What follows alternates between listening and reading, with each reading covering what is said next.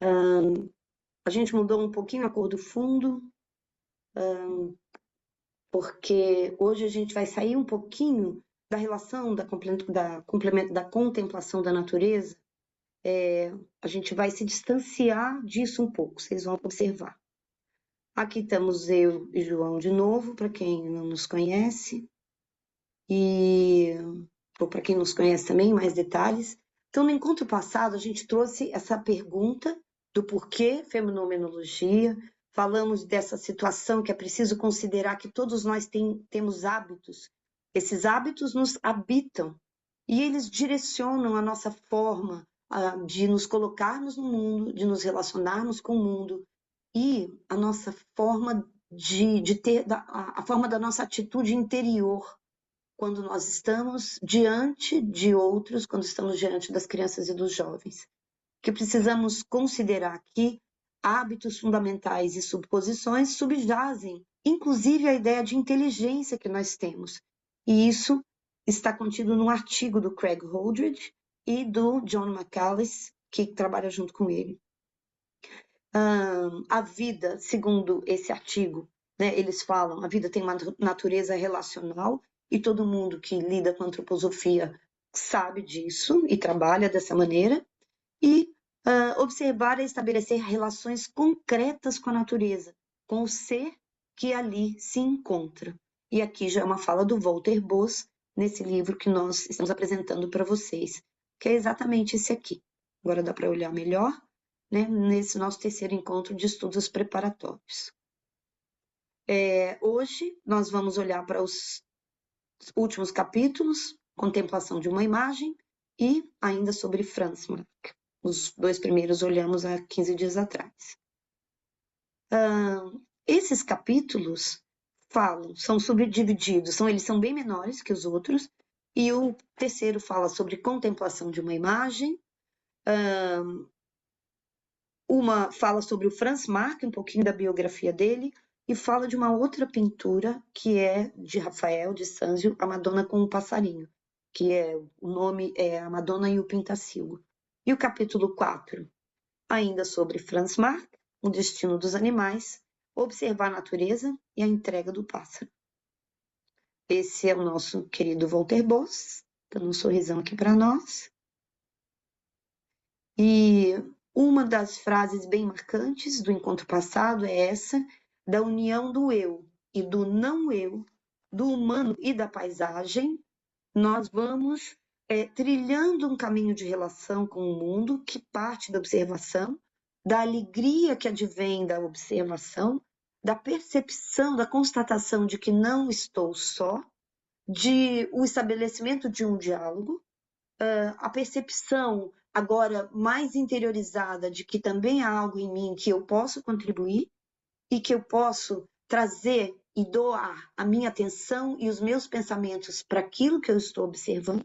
E a partir disso, eu inauguro um novo contato com o mundo que se acrescenta, o que transforma o contato com o mundo anterior.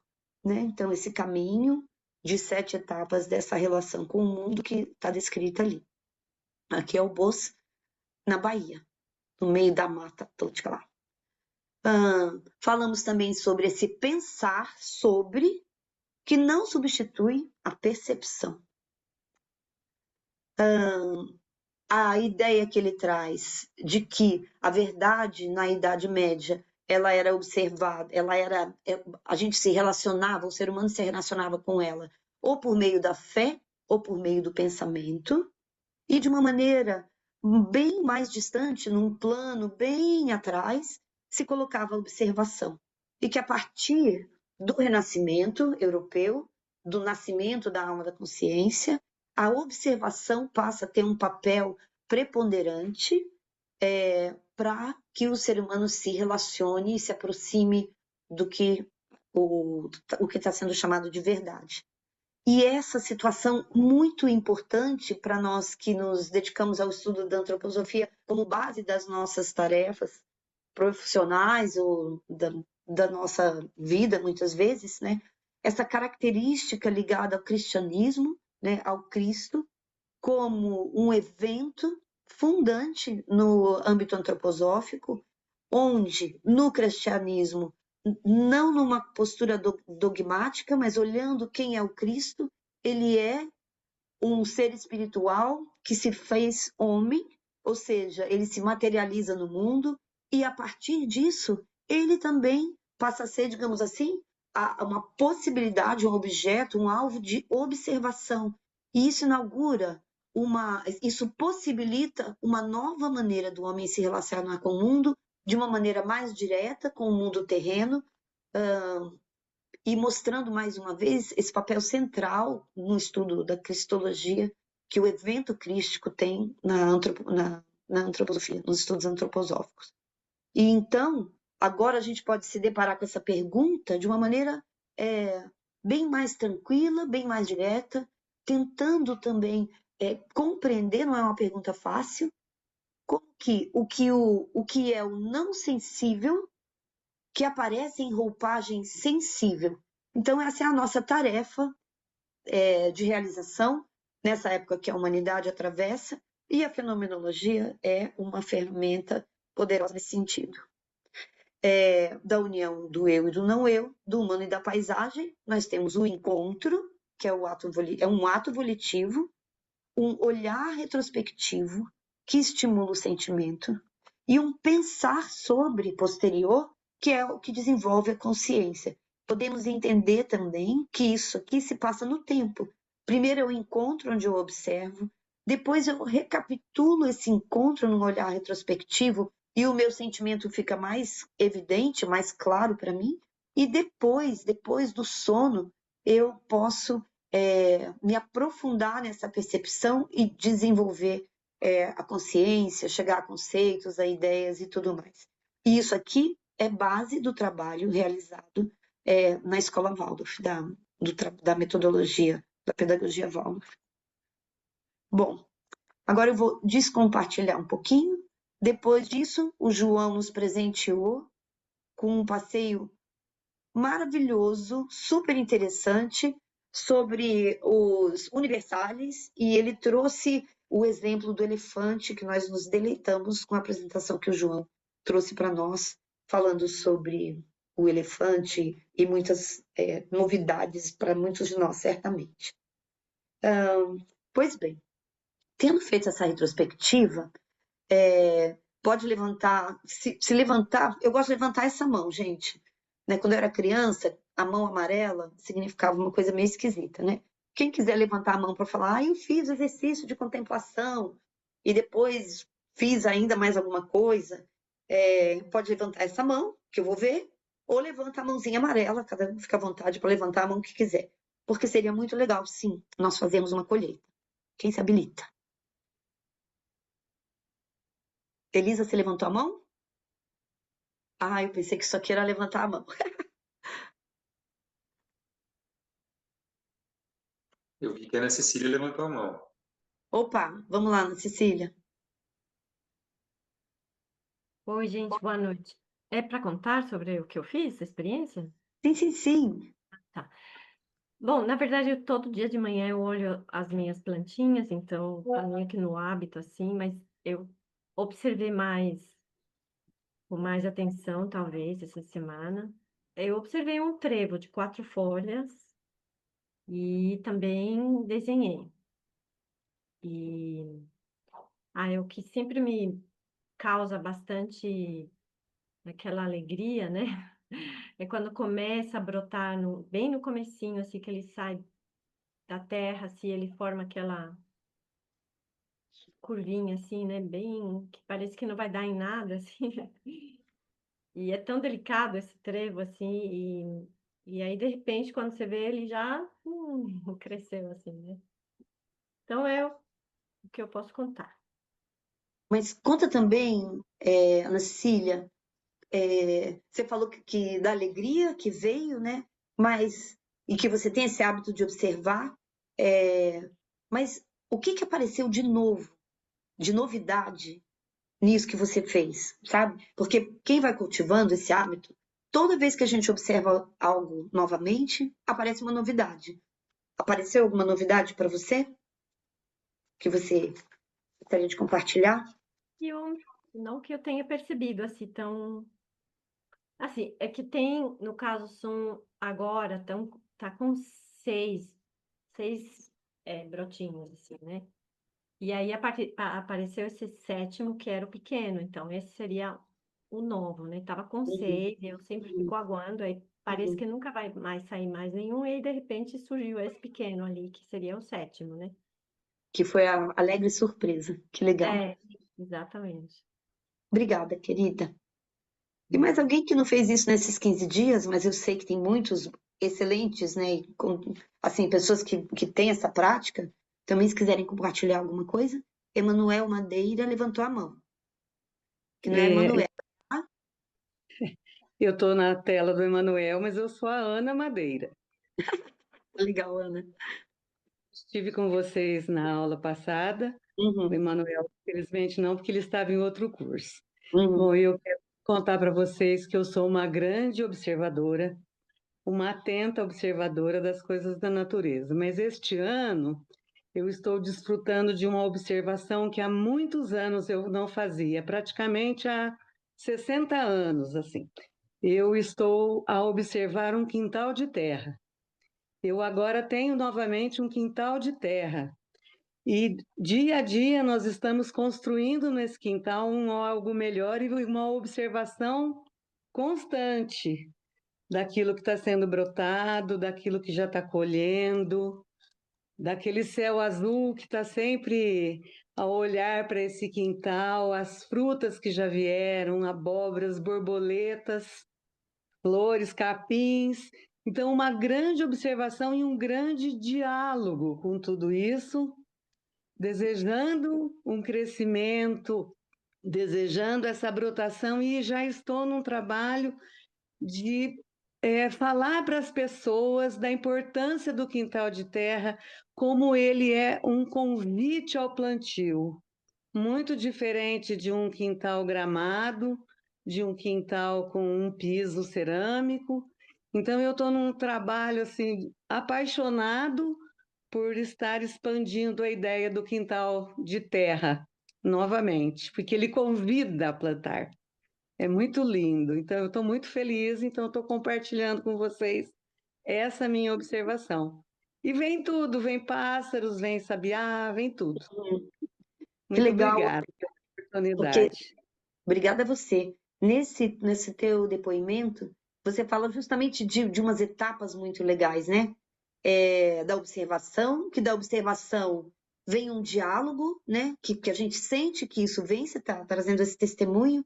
E aí você trouxe uma coisa a mais que de fato acontece, que surgem intenções, né? A partir do diálogo surgem intenções, surgem desejos de algo que vai além de fazer algo, de realizar algo, inclusive o desejo de convidar, esse convite que você sente de plantar ou de convidar outras pessoas para passarem por essa mesma experiência, né?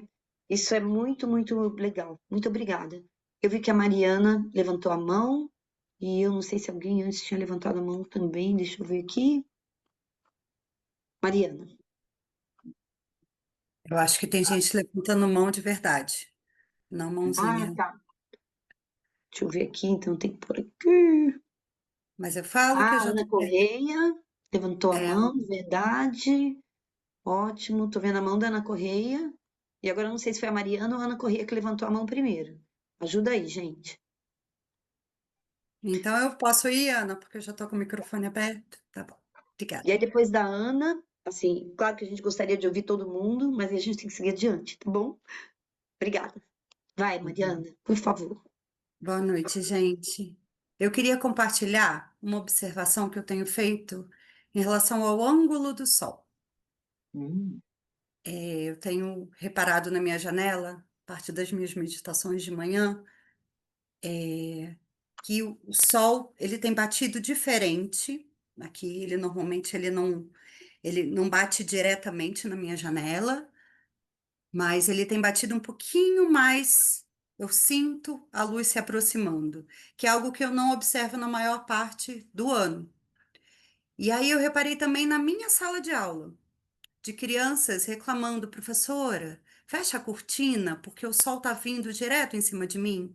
Então, é algo que a gente não observa muito aqui nesses ângulos que, né, que eu estou acostumada a olhar. Então, Uhum. eu estou agora, nesse momento, fazendo esse caminho junto com o sol, e para mim é uma novidade. É algo que eu não tinha observado dentro da minha sala e também na minha janela.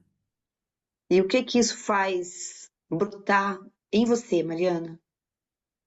Só a Bom, primeiro, constatação ou alguma novidade vem também? bom, vem uma novidade interna de que é gostoso olhar o sol diretamente de manhã cedo, né? Que normalmente eu não olho, então vem aquele calorzinho, aquele despertar diferente. E nas crianças também está sendo interessante, porque eu tô com um quinto ano e a gente ano passado fez bastante observação do sol.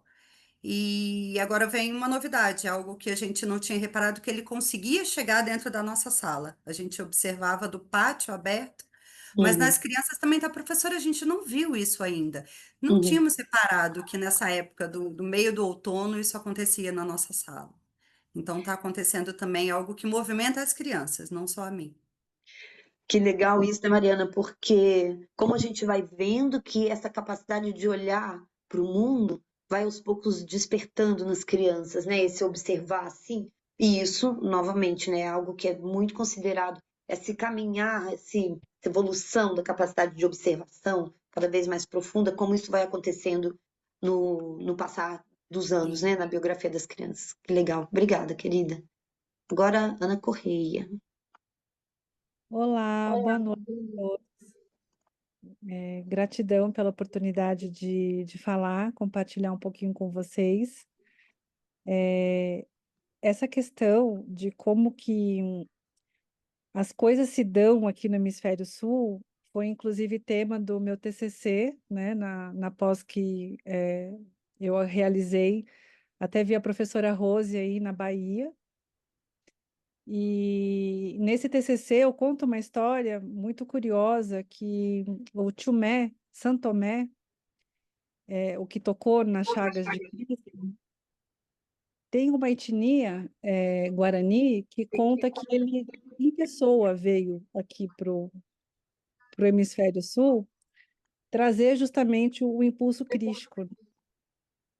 E aí eu resgato um pouco da história nesse trabalho, reflito um pouco sobre a simbologia do hemisfério norte, né? Como que isso pode atuar, né? Aqui para a gente no hemisfério sul.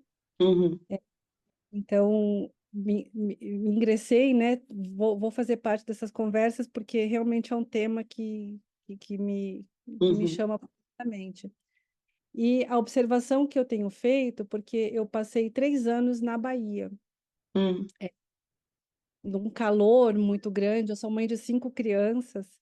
Então, o que eu estou observando, agora a gente veio para Camanducaia, a gente veio aqui para o Alto da Mantiqueira, né? Então, a gente teve uma uhum, mudança de bioma muito intensa, né? A gente saiu do verão lá no Nordeste, no final do ano, e agora a gente já está aqui no outono. E o que eu tenho percebido são movimentos dos fluidos do próprio corpo, sabe? Como que isso se dá de uma forma muito diferente. É, por exemplo, lá, até mesmo na escola, na Dendê da Serra, eu observava uma super inteligência metabólica motora, de forma geral, assim, nas crianças. Eles pulam, eles sobem, não tem desafio de coordenação motora, sabe? Que eles não peguem assim muito rápido, né? Cirandas maravilhosas, umas rodas super compridas, complexas, né? E aí eu tenho observado aqui nesses Alpes aqui da Mantiqueira, né, que é bem frio, como que a tendência é até mesmo as pessoas serem assim mais como pinheiros, assim, sabe? As apresentações aqui, às vezes as crianças se colocam de uma forma bem retinha, assim, sabe? Vão para frente, é muito diferente, sabe? E aí, bom, uma coisa é observar fora, né? E eu também tenho observado uma mudança na velocidade metabólica mesmo do meu organismo. É Uhum, como se naquele bioma de calor tivesse sempre uma prontidão e uma velocidade, assim, sabe? Na uhum, digestão, em tudo, né? aham. E eu me sinto num processo, assim, de ter que adaptar o meu corpo de novo, né? Para estar sincronizada com outro bioma. Então, olha E aí, só, a Ana, né, dentro dessas observações de lugares diferentes, inclusive já fecundada pelo trabalho que ela fez de conclusão de curso, por uma pesquisa, por uma investigação, ela extrapola a observação do fenômeno na natureza e já começa a fazer relações na observação das crianças, né? Na relação com a natureza. E esse é um outro exemplo muito legal, Ana, que você traz para todos nós que estamos aqui hoje juntos nesse encontro, né? O Peter me mandou uma fotografia que ele deve ter tirado de uns, eu chamo de girassol colombiano, não sei se é a mesma coisa, e depois eu pego e mostro aqui. Eu posso mostrar agora já. Eu deixei aqui no ponto para mostrar para vocês.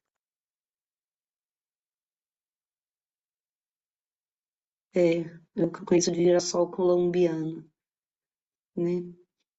Eles grandes aqui, não sei se é o mesmo tipo de planta, talvez sejam flores parecidas, mas menores. Pode falar, Peter. Então, esse ano coincidiu que o Dia das Mães, que é um tema que está muito presente comigo, a maternidade. Já estou preparando para a próxima encarnação. Que Conheci, você vai ser mãe, né? eu vou ser mãe, que coincidiu também com o meu aniversário. É mais um ano Hum, perto da saída. uhum, E, e realmente aconteceu assim que eu ganhei um monte de flores em 2, 3 dias. Isso que eu chamo de margaridão, que está aí, começou a florescer aqui em torno de casa. Tem bastante, mas ficou cheio de flores amarelas muito lindas. E isso também para o Dia das Mães foi uma vivência. Mas aí eu fui começar a observar e nessa foto tem essa situação que você tem assim as flores, duas florzinhas embaixo aqui à esquerda são mocinhas ainda, né? Aí você começa a subir, aqui já tem uma senhora já bem vivida, aqui tem alguém que está mais perto de mim, assim, da minha situação, hum. e, e aqui já foi, mas aí o reino vegetal, né, nunca vai, ele sempre deixa algo. Então, aqui no meio já estão as sementes, opa, aqui no meio dessa última, isso lá atrás já estão mais maduras, né? Então é alguma coisa que nós precisamos decidir deixar sementes, deixar sementes no sentido de filhos, filhas, né? Ou ideias e realizações, né, Peter? Na natureza isso não tem essa liberdade, mas esses girassóis só estão aí lindos desse jeito por conta disso, porque eles deixam sempre algo. E me preocupa muito a dificuldade que muitas pessoas têm hoje, medo ou indisposição de deixar sementes, ou seja, de deixar as crianças, né, para não estou falando daqueles que não podem ter, né? Mas existe assim uma tendência, principalmente nos países mais desenvolvidos assim, de estar havendo um decréscimo na população. E É, isso é estranho à natureza, né? obrigada, Peter. É, é, eu lembro quando eu fazia seminário, como me chamava a atenção, como que ao longo, assim, da biografia, do momento de vida, né, das pessoas, a gente vai trazendo reflexões cada vez mais abrangentes, né? Isso é uma coisa muito legal de ver na biografia também, Você escutar uma criança de 5 anos falar sobre uma rosa, uma pessoa de 30 anos falar sobre uma rosa, escutar uma pessoa na época que tinha lá seus 70 anos, a dona Eleonora Bertalô, falar sobre uma rosa, que poesia diferente que está presente, possível, né, em cada um dos momentos. E o Peter traz aqui essa reflexão dele aí já para frente, quando ele vai ser mãe, na próxima encarnação, e como olhar, contemplar a natureza nos convida para todas essas coisas, né? Na fala do Peter, o epígrafe, acho que do primeiro ou do segundo capítulo do livro do Craig, ele fala assim, ele traz uma citação do Schiller: você busca o mais elevado, o melhor? A planta pode ser sua mestra. O que ela é com facilidade, você pode ser pela sua vontade. É isso, né?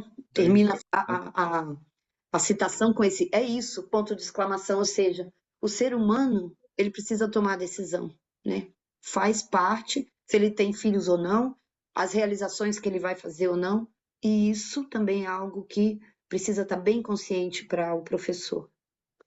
Obrigada, Peter. Então a gente vai seguir agora, entrando no terceiro capítulo. Foi muito, muito rico esse momento de colheita. E no terceiro capítulo, o Bosco nos convida a novamente observar algumas obras de arte que eu vou colocar aqui para vocês agora. Tá? Mando sim, mando, Aline. Escrevo aqui a citação. Então, vou compartilhar de novo aqui com vocês. Aqui.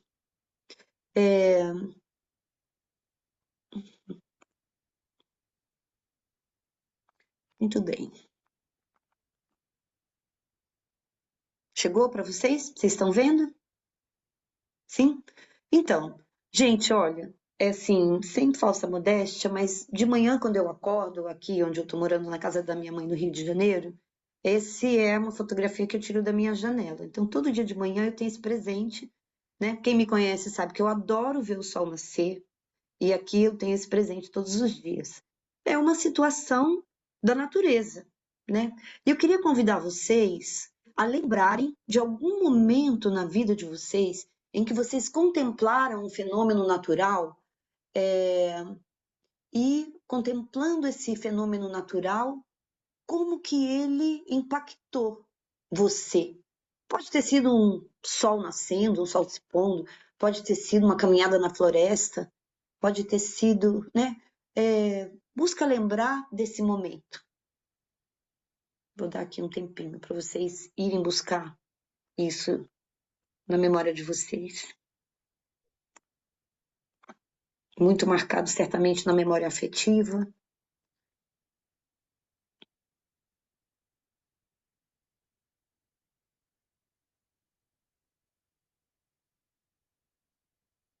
Conseguiram lembrar? Então, é algo, vocês concordam comigo? É algo muito impactante, que deixa a gente num estado de êxtase maravilhoso. Mas isso também nos deixa meio estáticos, né? Observar um céu estrelado numa cidade do interior que não tem iluminação. Nossa, parece que aquele céu está pesando em cima da gente, se imprimindo em cima da gente. Então, são sensações muito grandiosas que nos deixam meio estáticos e em estado de êxtase.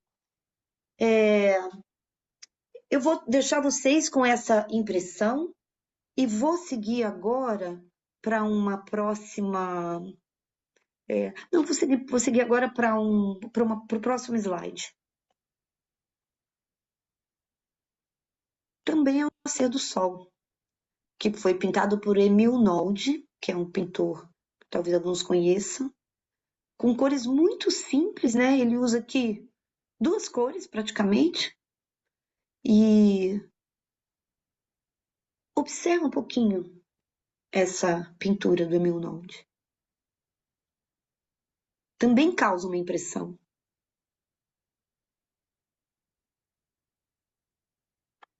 E eu não posso convidar vocês a falarem sobre a impressão que ficou para vocês, mas eu posso compartilhar com vocês assim, e aí vocês podem com a cabeça ou com a mão concordar ou falar que não. Vocês ficaram assim É um quadro lindo, maravilhoso. Ele tem muitos movimentos, ele não tem algo muito, não tem contornos, né? Ele tem muita respiração dentro das cores colocadas aí, mas ele não dá uma sensação imediata. Ele pode até dar para muitos de nós uma sensação de beleza, que bonito, mas ao mesmo tempo que vem essa sensação, vem como que o Emil Nolde conseguiu pintar isso? Né? Que tipo de pincelada, como é que ele fez ficar essas coisas meio manchadas? Será que, professor Waldo, né? Será que ele pintou isso num papel molhado? Uma aquarela em cima de um papel molhado? Como é que ele fez esse tratamento? Vocês perceberam em vocês que vem meio que uma pergunta de como foi que essa pessoa fez isso? Ao mesmo tempo que a gente acha bonito, né? É muito diferente de quando a gente contempla um fenômeno natural e quando a gente contempla algo, uma representação de um fenômeno natural.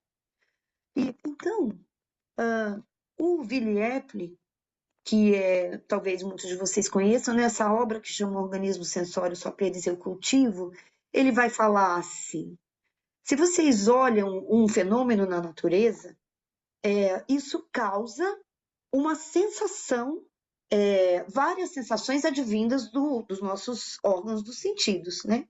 Que os nossos órgãos vão buscar, isso provoca em nós uma percepção, uma impressão, mas das formas artísticas emana um efeito formador sobre o nosso organismo sensório, mais intenso daquele que emana das formas naturais.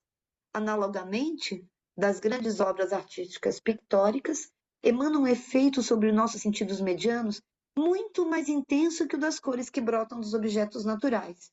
O que o espírito humano intuiu interiormente e o que as mãos humanas criaram como obras artísticas visíveis tem sobre o organismo sensório um efeito mais contundente, mais que nos mobiliza, que nos ativa, diferente do que acontece na observação de fenômenos naturais. Mesmo a fotografia. Vocês devem ter pensado, será que essas cores estavam assim mesmo ou a Carla colocou um filtro? E eu escolhi esse recorte, eu escolhi esse enquadramento. Não é o mesmo impacto de eu ver o sol nascendo, né? Eu queria então convidar dessa maneira vocês a contemplarem essa pintura, que depois eu digo de quem é. E depois eu digo o nome. E que vocês observem agora, contemplando essa pintura, o que isso provoca em vocês.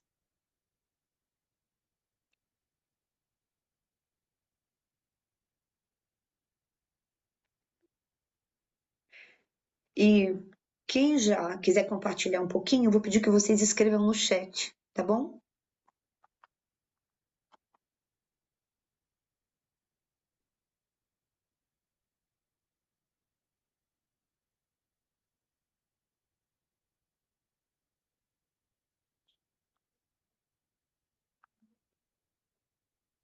E aí seria muito bacana que todos fossem até o chat ler o que as pessoas colocarem. Isso mesmo, Ana Correia.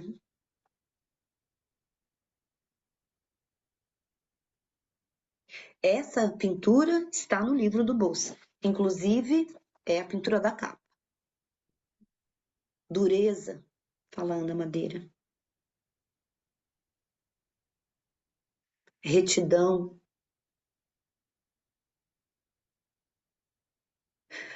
E o Boss vai comentar que, de fato, a gente vai ver num dos cavalos mais linhas retas e no outro mais linhas curvas. Uma sensação de tristeza, duas pessoas escreveram ao mesmo tempo. Algo meio pesado, né? Essa postura das cabeças, né, pro chão. Inquietação, disse a Marlene. Ambiguidade, reto e curvo. Gente, é interessante como vem. Várias pessoas têm a mesma percepção, né? Inquietação apareceu mais de uma vez. Delicadeza, interiorização. Rigidez das linhas e, ao mesmo tempo, a suavidade das transições das cores e curvas. E inquietação, nessa parte do livro, o Bosco fala assim: a intranquilidade em uma obra de arte tem com frequência algo a dizer, né? Aqui é uma tradução daquilo que o artista viu no mundo, nas suas observações dos fenômenos do mundo, e a partir da sua alma ele faz escolhas, ele decide e ele traduz isso junto com outras coisas que vivem nele também. O processo artístico, ele é um processo de perceber o mundo, digerir o mundo internamente, e isso agora faz parte de mim, e eu devolvo para o mundo uma pintura, uma peça musical, uma aula. Para o professor Waldorf, toda aula, a gente está falando de arte e educação, de arte da educação. Para o professor, cada aula deveria ser uma obra de arte. É uma tradução que fazemos a partir de escolhas que fazemos para as crianças, que nós nos preparamos para compreendê-las ou tentar compreendê-las e fazer escolhas que sejam favoráveis à autoeducação dessas crianças e desses jovens, né? Essa pintura se chama Cavalos Azuis e Vermelhos, é do Franz Marc, e no livro o Bosco vai falar um pouquinho da biografia do Franz Marc. Ele viveu num período de tempo bem curtinho, né? Ele viveu ele nasceu em 1880 e faleceu em 1916, na Primeira Guerra Mundial, para onde ele foi, como muitos jovens daquela época, muito entusiasmado, na sensação de estar realizando algo muito importante. E o que ele se deparou na guerra ele descreve mais ou menos como se fosse um açougue, um campo onde as pessoas são levadas para ser mortas, um campo onde elas são atiradas para virarem sangue. E ele lidava com cavalos, né, durante esse período que ele teve na guerra. Antes dele ir para a guerra, ele pintou esse outro quadro aqui.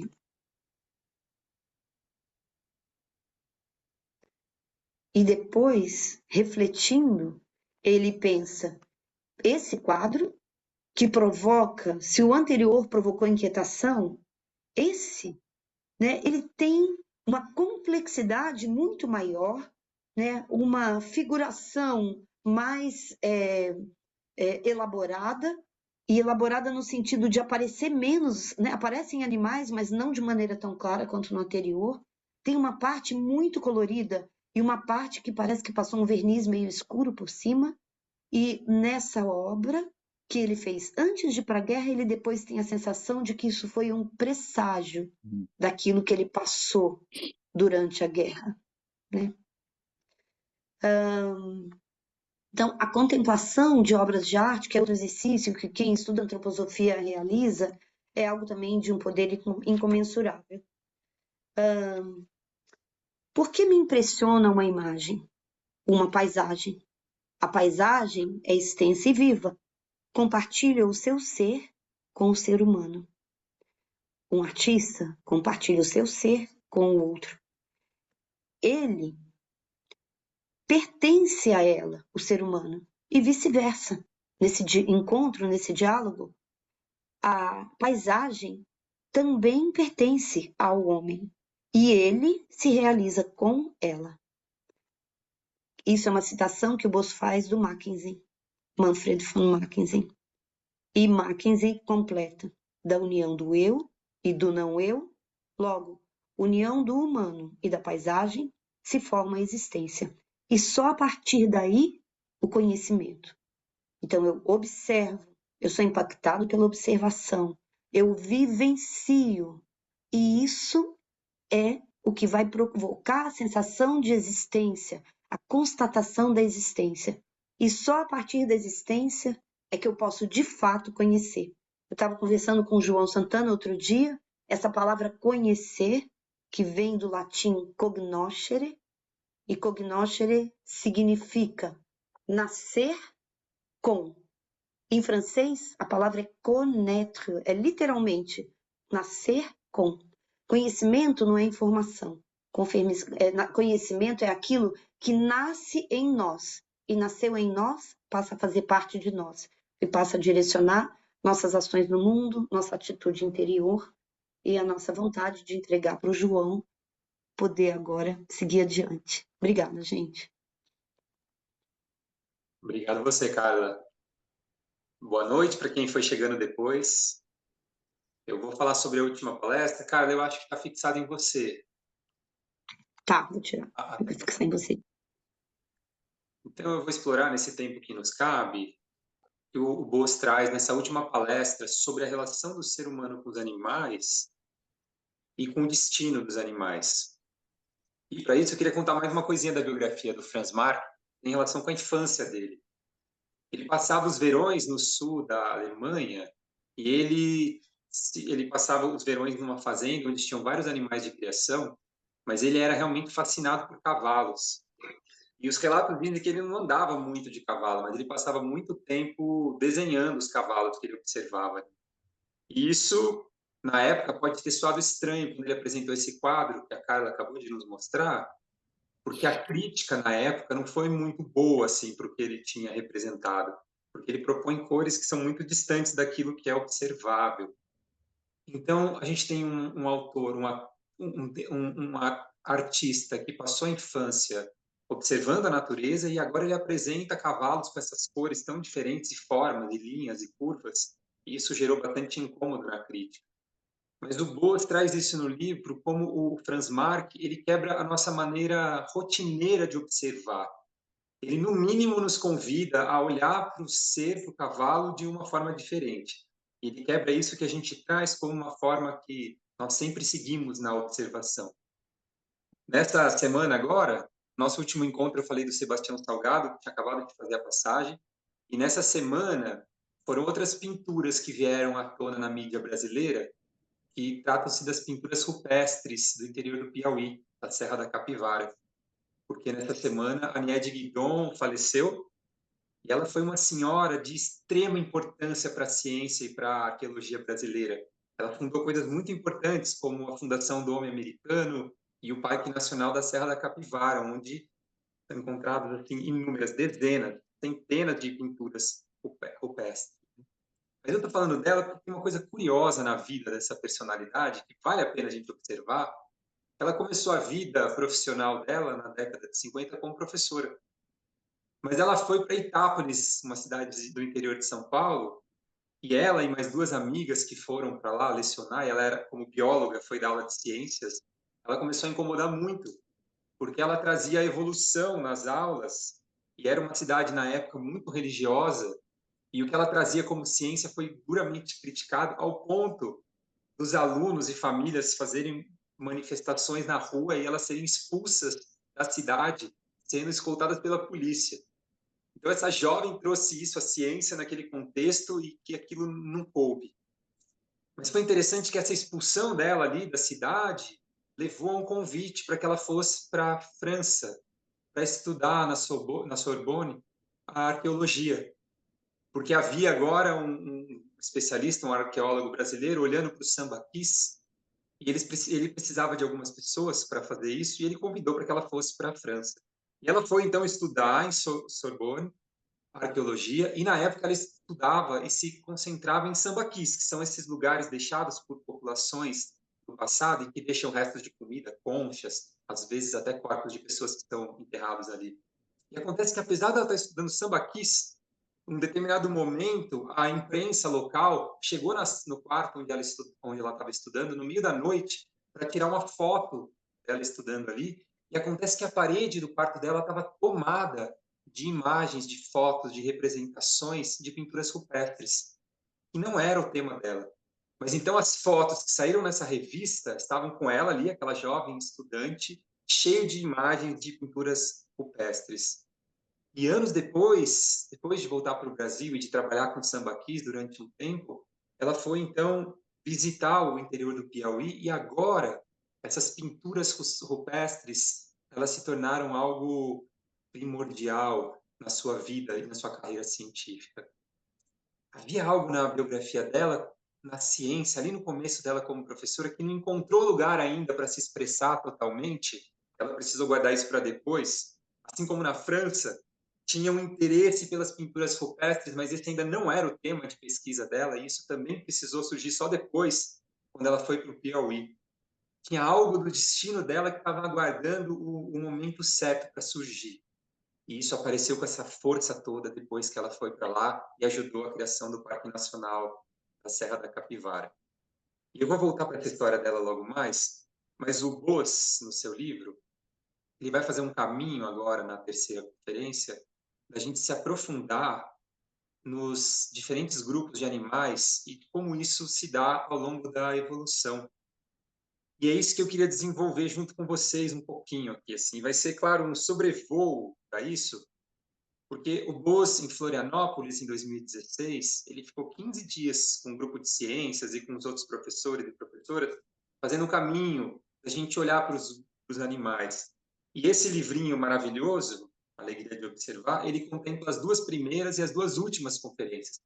Mas tem todo um miolo, toda uma sequência de encontros que ele fez com a gente, em que ele foi na direção de observar agora os animais, e é isso que eu quero apresentar como um sobrevoo, e isso vai nos ajudar depois a entender o ponto de onde ele quer chegar, tudo bem? Então, vou compartilhar.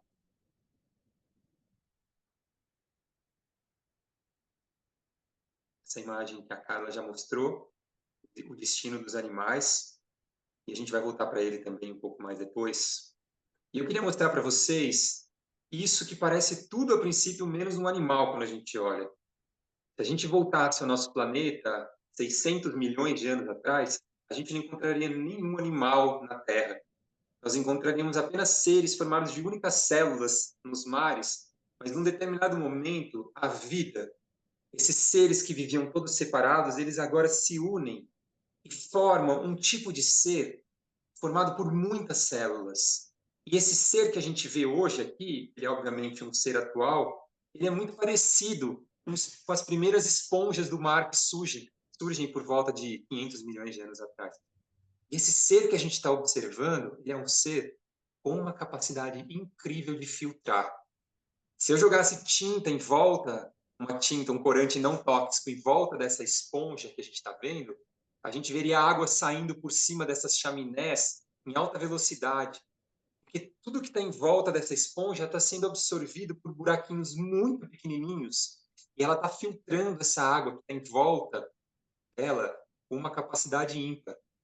Então, milhões de anos atrás, 500 milhões de anos atrás, surgiu um ser que agora se especializa de forma tão impressionante em filtrar que esses seres ainda estão vivos no nosso planeta. Esses primeiros animais, apesar de não se locomoverem como a gente está acostumado com os animais, esses primeiros animais eles estão vivos no nosso planeta há 500 milhões de anos.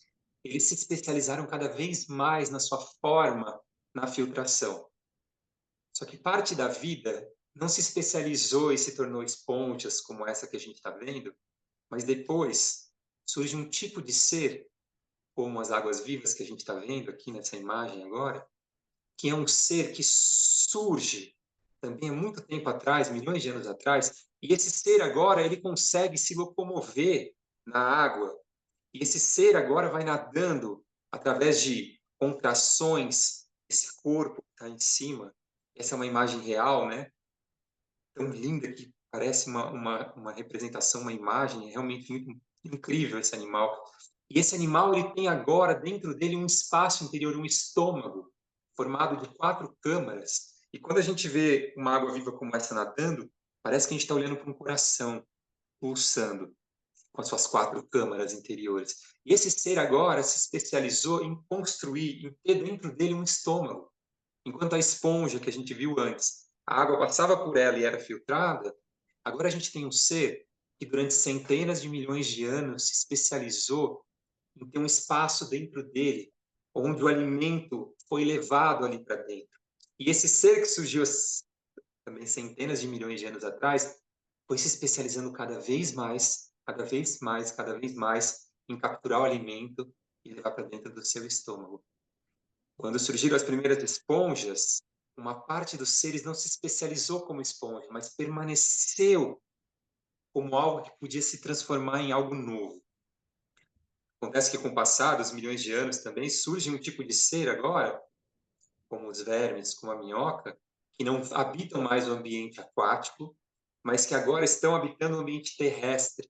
E foi uma longa jornada, um longo caminho na evolução, para que nós tivéssemos seres saindo da água, seres que eram conduzidos e suportados no seu peso pela força da água, pelo empuxo da água, para que eles pudessem sair e ocupar o ambiente terrestre como as minhocas fazem. Se a gente pegar 1 metro quadrado de terra embaixo de onde a gente está, a gente vai encontrar centenas de minhocas espalhadas pelo nosso planeta todo. Num determinado momento, surgem seres que fazem parte de um grupo chamado de moluscos. E nós vemos nos moluscos, que são os polvos, que são os mexilhões, essas conchinhas que a gente encontra na praia, né? Que abrem e fecham com muita dificuldade, ficam parados o tempo todo na vida, ao longo da vida dela. Ou os caramujos. Nós encontramos, então, seres que, ao longo do processo de evolução, se tornaram seres com uma capacidade incrível como o polvo.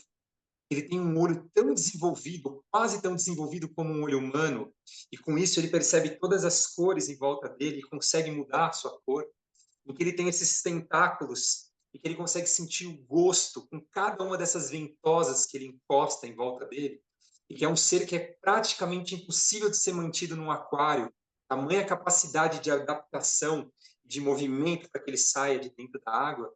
E a gente tem esse ser, então, com um sistema nervoso altamente desenvolvido até a ponta dos seus tentáculos, como se ele fosse, então, um grande neurônio que percebe tudo o que acontece em volta dele e se move, se locomove, se adapta a esse ambiente.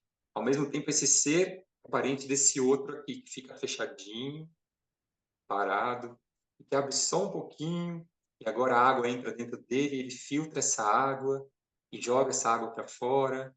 E agora, quando a gente olha toda essa meleca dentro dele, a gente mal imagina que tem uma grande quantidade de órgãos aí. Parece que virou uma coisa só. Parece que são só essas duas conchas que estão respirando o tempo todo sem parar.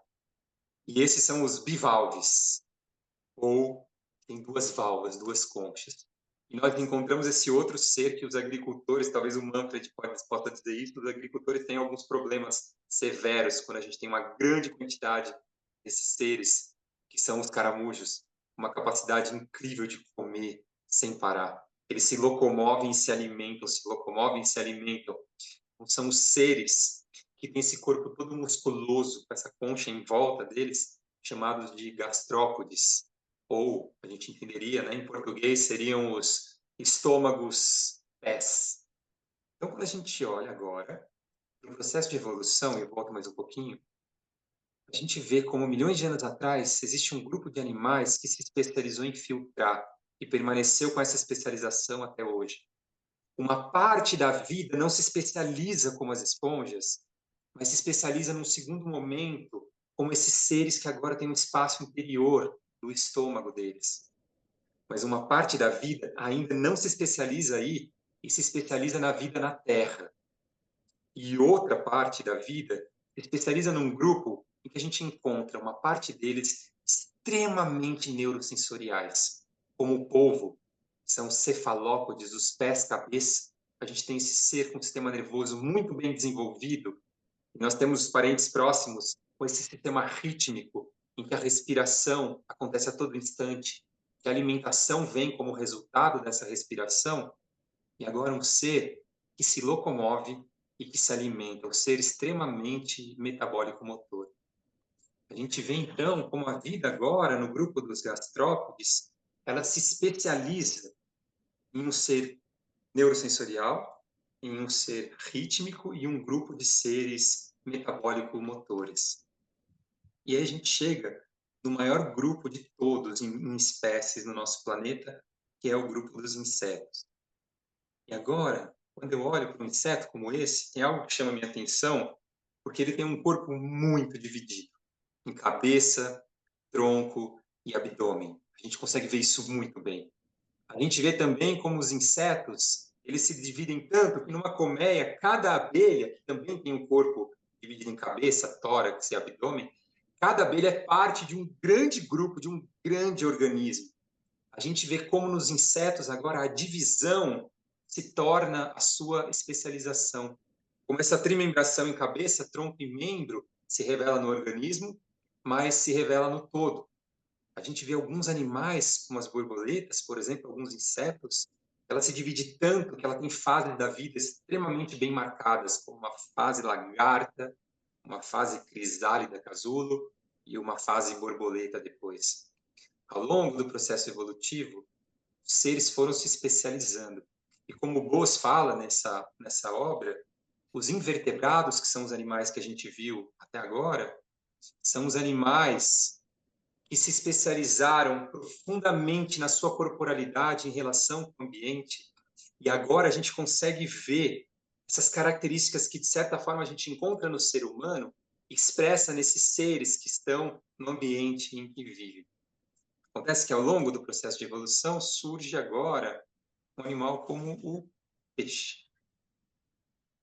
Quando eu olho para um peixe como esse, eu queria que a gente observasse um minutinho. O que chama a nossa atenção? Quando a gente observa agora o corpo do peixe, o que nos toca? Se alguém quiser comentar ou escrever no chat, por favor, fique à vontade.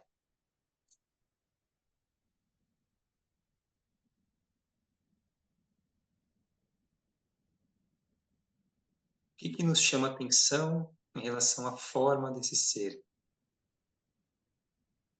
Se a gente for... Se alguém quiser falar, sobe o microfone, tá bom? Perfeito. Nathan falou sobre a união cabeça-tronco. A Karina como uma unidade das partes. Tem uma unidade. Ele internalizou os órgãos, é verdade. A gente está olhando para um ser agora que a gente está vendo que ele tem uma cabeça-tronco, é tudo uma coisa só. Difícil dizer onde é o pescoço, onde termina uma coisa e termina a outra. E a gente está olhando também para um ser que os membros dele também não são membros que saíram para fora. A gente não vê pernas e braços. A gente vê essas nadadeiras assim, que são quase como estruturas minerais para fora do corpo e que são movidas pela base dela. Parece uma cabeça com asas, ou até eu diria, Márcia, parece um tronco com asas. Um tronco que tem uma cabecinha ali na frente e tem essas asinhas presas no tronco, mas a gente tem um ser agora que tem um grande tronco. Um ser que a gente vê um sistema rítmico aí bastante desenvolvido. Um bom exemplo que a gente consegue ver é o que acontece em Piracicaba, na época da Piracema, a partir de outubro, novembro, em que a gente vê esses seres agora, uma quantidade absurda de peixes subindo o rio, e agora esses animais vão encontrar um lugar para desovar, né, para colocar os seus filhotes, e eu queria que a gente olhasse para isso. Aqui é a Piracema, então, esses animais agora vão subir o rio para colocar os ovos. E os peixes, quando eles colocam os ovos, em geral, eles têm a característica de achar um lugar, a fêmea coloca os ovos e sai de cena. O macho vem agora e solta todos os seus espermatozoides, os gametas ali em volta e sai de cena também. E agora a fecundação acontece fora do corpo dos peixes. O macho e a fêmea não precisam nem se tocar, nem se encostar. Muitas espécies, inclusive, eles saem de cena, eles somem. E agora a gente tem ali os ovinhos que estão se desenvolvendo, que vão virar os filhotinhos como esse que a gente está vendo. Mas quem está nutrindo esse peixinho, quem está esquentando esse peixinho, quem está protegendo esse peixinho aqui, esse alevino, é a água do lado de fora. O calor que esquenta, então, esse animal, ele vem do lado de fora. A água que mantém hidratado o alimento vem ali de fora desse peixinho. Quando a gente olha, por exemplo, para um anfíbio, como o sapo, a história muda um pouquinho só. Os ovos ainda são colocados na água, algumas espécies colocam os ovos em cima das folhas, e essas folhas, num determinado momento, caem na água embaixo, mas todas as espécies, ou quase todas, precisam de um corpo de água assim para colocar os seus ovinhos. E agora, novamente, como a gente está vendo aqui, a gente está falando de um ovo, que é um ovo muito molinho, em que se ele saísse da água, ele poderia morrer por desidratação. E esse ovo, então, ele é protegido, ele é hidratado, ele é aquecido pela água que está ali fora. Mas, diferente dos peixes, no caso dos anfíbios em geral, um macho encosta na fêmea e agora ele faz uma massagenzinha no corpo dessa fêmea para que ela libere os seus ovos. E o macho depois vai e solta, então, os seus espermatozoides em cima desses ovos. Então, a gente tem, diferente do peixe agora, um animal que se especializou nessa vida anfíbia, na água e na terra, mas que a reprodução ela se dá por um contato, por um encontro, em que o macho estimula a barriguinha da fêmea para ela soltar os ovos, e o macho agora vai e solta então os seus espermatozoides em cima dos ovos para que um filhotinho nasça. Mas aí a gente tem um outro grupo de animal que se especializou numa vida distante da água, como os répteis. A gente vê essa pele toda protegida, até nos olhos a gente vê escamas. E agora é um animal que não desidrata tão facilmente, consegue ser encontrado até em regiões desérticas, que é pouco comum para um anfíbio que precisa de tanta água. E agora a gente está falando de um ser que no processo de reprodução eles se encontram, o macho e a fêmea, e o gameta, os espermatozoides do macho são colocados dentro da fêmea. E com isso, um ovo é colocado no ambiente, mas esse ovo é diferente dos ovos dos peixes e dos anfíbios que a gente estava falando. Porque esse ovo agora tem casca. E esse ovo separa esse animal, de certa forma, do ambiente, da água onde ele vivia. Ele pode ser colocado na terra, num lugar muito seco. E tudo que esse bichinho precisa agora tem que estar dentro do ovo. A água, nutriente, até o cálcio para o esqueleto dele, ele vai absorvendo aos poucos do ovo. Esse cálcio vai se soltando, então, e vai formando o esqueleto do bichinho. E ao mesmo tempo que o ovo vai ficando frágil e quebradiço, o bichinho vai ficando resistente, vai crescendo lá dentro. Até o momento agora que ele consegue quebrar esse ovo. Mas agora, se ele não é colocado na água, há um desafio aqui. Porque a água permanece com a temperatura constante. A gente sabe disso. Se você entrar no mar à noite, ele parece que está mais gostosinho do que no momento que o sol está batendo intensamente, porque fora da água a temperatura muda muito rápido. E na água a temperatura permanece mais constante. Então agora os pais, mães desses filhotinhos precisam escolher bem um lugar onde o ovo vai ser colocado, porque o sol é que vai esquentar cada um desses ovos. Mas a evolução então nos apresenta um próximo passo. E agora a gente se depara com as aves. E a gente tem aqui um pintacilgo num ambiente muito frio, e em volta dele é neve. E a gente vê que as aves agora, diferente de todos os outros seres que a gente falou até agora, ela tem a capacidade de produzir calor próprio. Mas o calor nas aves, ele é um calor que vai para fora do corpo dela. Como se essa ave não conseguisse conter esse calor que é produzido. Eu não sei se vocês sabem disso, mas se uma ave na sua casa bate no vidro e cai no chão e está desacordada, a primeira coisa que você tem que fazer não é dar água ou dar comida para essa ave. Você precisa esquentar ela, porque ela pode morrer por falta de calor depois de ter dado essa batida, esse impacto. Então a gente tem aqui um ser que agora produz calor. E esse calor, inclusive, é usado para esquentar os seus ovos, como antes acontecia no ambiente lá fora. Se no caso dos peixes, dos anfíbios e dos répteis era o calor de fora que cuidava dos filhotes, agora é um calor de dentro que as aves emanam. Mas esse calor vai embora se ele não for cuidado. É como um calor que sai e a ave, toda vez que levanta voo, é como se ela estivesse voando nesse calor que está em volta do corpo dela. Mas aí surgem os mamíferos. E agora os primeiros mamíferos, e ainda existem vivos na Austrália, são os mamíferos que ainda botam ovos. Mas esses ovos são muito pequenininhos, em pouco tempo eles eclodem. E agora o filhotinho de ornitorrinco, ou de algum outro equid, né, que é um outro grupo, ele nasce quase como um embriãozinho. E agora a mãe faz algo incrível, que é produzir leite. Mas o leite ele não sai por uma teta que o filhote se prende, ele escorre pelo corpo dela e ele lambe esse leitinho. Mas esse ovo agora, então, é um ovo que quase não tem uma existência como ovo. E ele já quebra, e a mãe tem uma dobrinha no corpo dela, onde ela mantém esse filhotinho se desenvolvendo. E existem os cangurus, os marsupiais.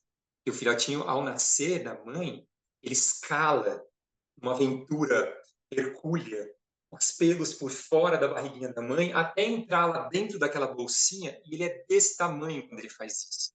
A gente está falando de um filhotinho que quase é um embrião quando nasce, não dá nem para ver o olho dele.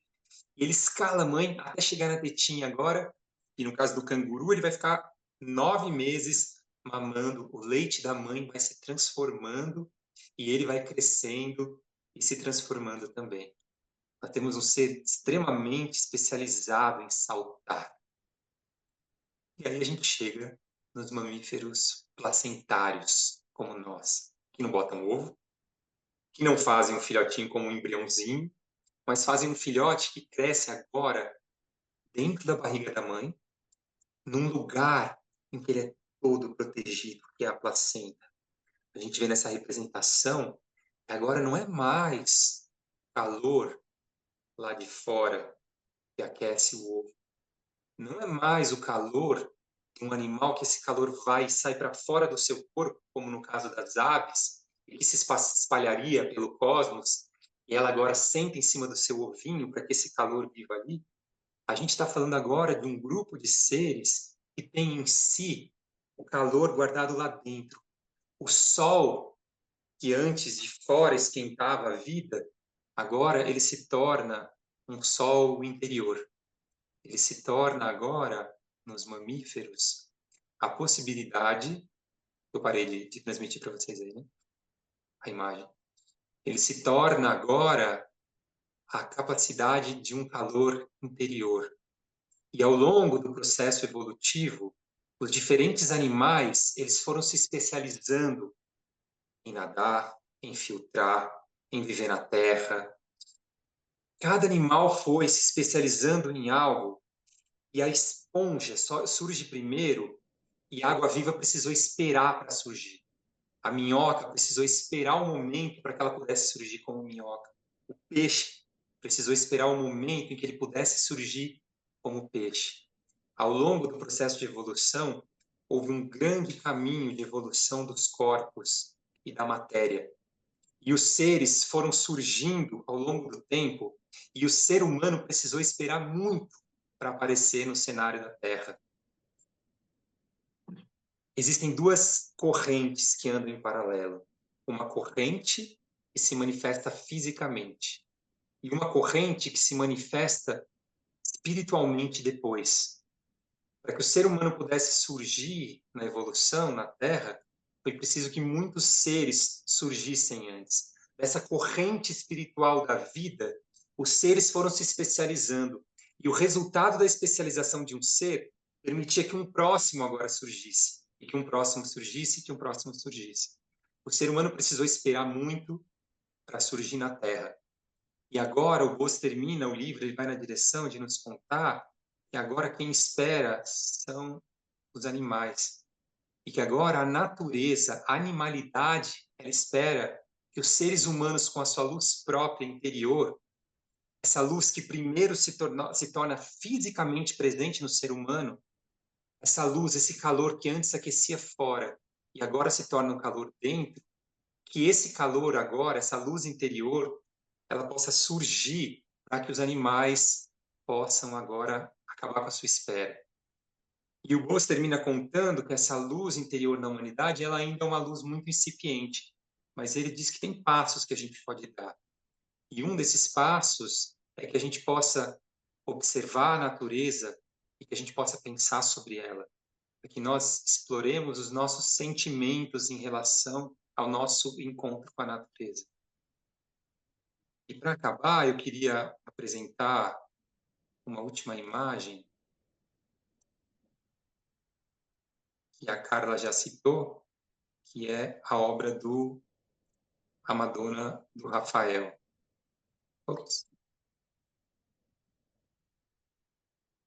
Um minutinho. Isso. Carla, se você quiser comentar enquanto eu coloco ela aqui, o motivo não está dando. Uhum. Eu tenho ela também, João, se você quiser, se você não está conseguindo. Ah, deu? Foi.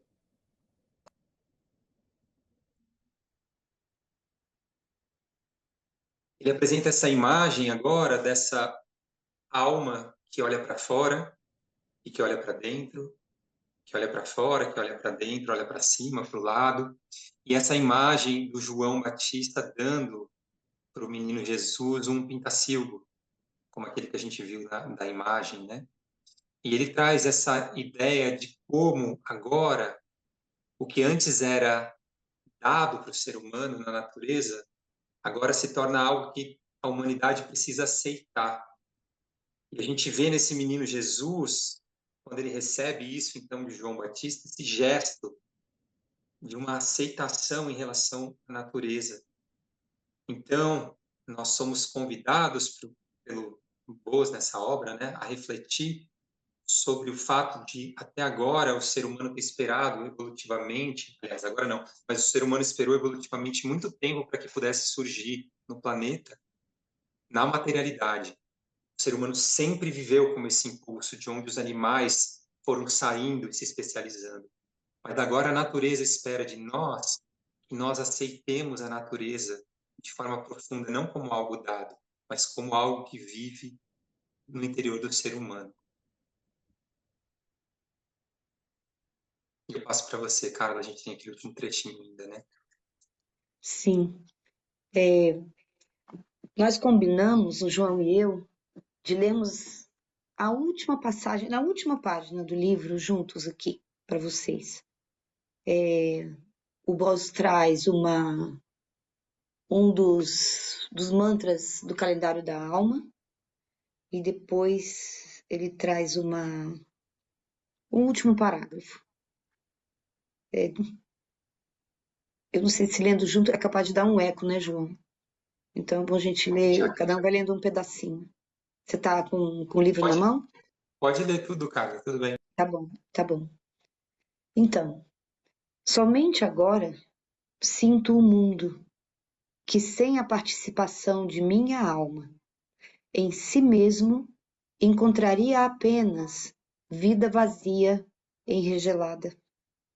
E revelando-se impotente, poderia apenas encontrar a si a morte. Só em almas ele se cria novamente. Repetindo, somente agora sinto o mundo que, sem a participação da minha alma, em si mesmo encontraria apenas vida vazia, enregelada. E, revelando-se impotente, poderia apenas encontrar em si a morte. Só em almas ele se cria novamente. Vou ler o último parágrafo. Uhum. Pode ser? Você quer comentar alguma coisa ainda?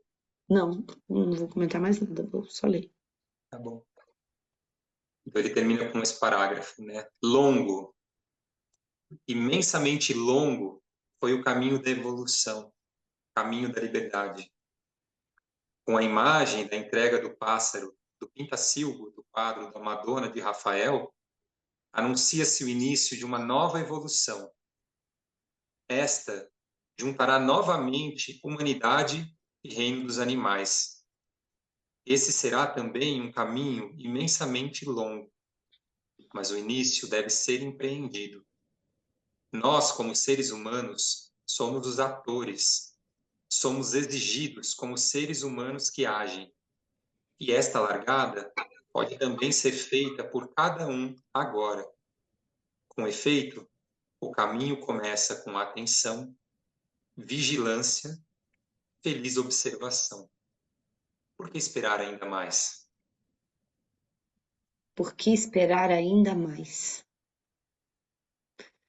Algumas pessoas, uma pessoa, né, que esteve conosco aqui, que o João trouxe a presença dela, eu queria dividir com vocês essas imagens, Daniela de Guidon.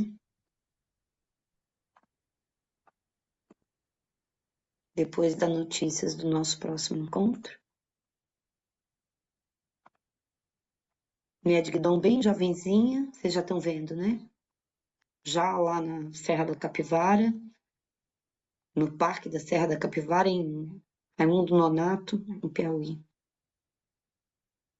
E uma semana antes da passagem dela, com 92 anos,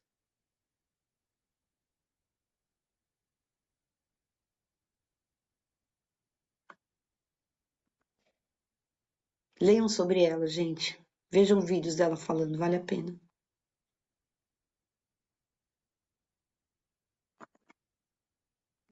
E o nosso encontro de agosto, que vai ser divulgado em breve, nós teremos, no caminho do estudo de preparo para o Congresso, a Florência Guglielmo. E esse próximo encontro vai tratar da relação entre a prática científica desenvolvida por Goethe e o impacto disso no pensamento filosófico e educacional de Rudolf Steiner no decorrer da sua obra. Gente, 8h30 certinho, João. Bate aqui. Queridos, esperamos ter entusiasmado vocês a continuarem se preparando para esse congresso que vai tratar de um tema tão caro, né? Tão caro no sentido de querido e caro no difícil, na tarefa difícil de conquistar, que é a proposta ousada do ano que vem, do congresso, né? Olhando para as crianças. Teremos no ano que vem e esse ano ainda várias outras pessoas que vão contribuir com as suas reflexões sobre a fenomenologia, sobre a observação. E a gente agradece muito a presença de todos vocês, né? Nesse impulso da sessão pedagógica e da federação. E contamos com vocês nos próximos encontros para que juntos formemos uma massa crítica que ajude a carregar o Congresso no ano que vem com essa proposta tão importante, tão fundamental. Muito obrigada pela presença, muito obrigada, João, pela parceria. Foi muito legal trabalhar com o João, gente. Vocês podem ver, né? Carla, Luísa levantou a mão. Por favor, Luísa. O áudio está fechado, Lu. Nunca olho para isso. Coisa feia é que eu fiquei tão entusiasmada, João, que se você me aceita de aluna, quando você for dar uma época dessas. Claro, com certeza, com o maior prazer. Sempre, querida. Vamos dar um tempinho para Campinas e virar sua aluna. Por favor. Imagina que honra. Obrigado, quero agradecer também a Carla. Foi uma delícia fazer esse caminho junto. Obrigado, querida. Lu, você é sempre bem-vinda. Nada para vocês dois, mas realmente deu vontade de virar aluna. É de verdade, não é invenção. A Ana está com a mão levantada também. Agora eu não sei se é a Ana ou o Cláudio, acho que era isso, né? Não, Ana? então, é o Emanuel que está com a mão levantada. Eu tô com uma dúvida a respeito de uma colocação que a Carla fez no começo. Eu tô faz tempo para fazer essa pergunta, mas eu não fiz. Então, para não interromper a fala do João, nem o pensamento, eu resolvi deixar para o final.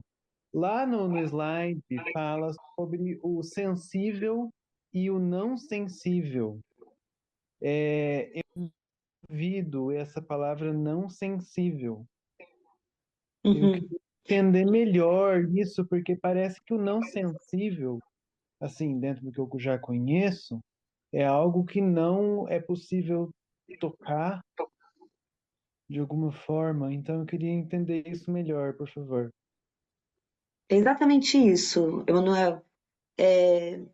O sensível e o não sensível, em muitos momentos Steiner cita assim, é aquilo que é sensorialmente perceptível, esse é o mundo sensível, e o sensorialmente não perceptível, que seria esse mundo não sensível. É exatamente isso que você entendeu, isso mesmo. Obrigada pela pergunta. Certinho, obrigado. Tinha mais alguém de mão levantada? Não estou vendo aqui. Acho que não, Carla. Ok. Queridos, então mais uma vez, super obrigada. Eu tenho uma E pergunta, até, por desculpa. favor. Eu vi esse link num grupo de música, né, Valder? Eu não sei se esse link sempre vai estar por esse grupo ou se vocês estão reunindo as pessoas em algum grupo de transmissão ou um grupo específico para o congresso. Não estamos fazendo isso ainda, Ana. O que a gente está fazendo é colocando nos grupos, onde você sempre vai encontrar isso, é no site da federação, tá? Lá isso sempre está divulgado. E a federação coloca no Instagram, no Facebook, ela sempre coloca essa divulgação na semana quando vai acontecer, tá bom? Eu não estou aqui com a data, infelizmente, do encontro de agosto, mas eu acho que é a segunda-feira de agosto. Tenho quase certeza absoluta, tá? Segunda-feira de agosto. A maioria dos encontros vai ser na segunda-feira do mês, salvo quando é feriado, alguma coisa assim, né? Mas eu acho que é isso, a segunda-feira de agosto, nesse mesmo horário, tá bom?